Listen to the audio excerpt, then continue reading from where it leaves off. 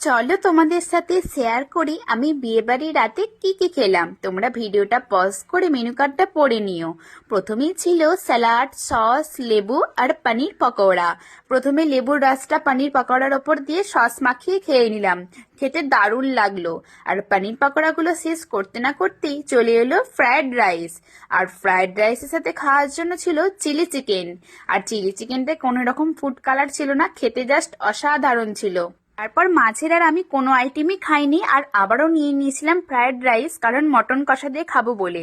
আর আমরা যখন খেতে বসেছি তখন ওই 11টা বেজে গেছে, আর এই কনকনে ঠান্ডায় গরম গরম মটন কষা খেতে দারুণ লাগছিল। আমি 9 পিস মটন কষা খেয়েছি। আর শেষ পাতে ছিল চাটনি, পাঁপড়, রসগোল্লা আর সন্দেশ। প্রথমে পাঁপড় ভেঙে চাটনি দিয়ে খেয়ে নিলাম। এই কম্বিনেশনটা নিশ্চয়ই সবারই ভালো লাগে আমার মতো, চাটনি পাঁপড়ের কম্বিনেশন। সবকিছু খাওয়া শেষ করতে না করতেই চলে এলো আইসক্রিম।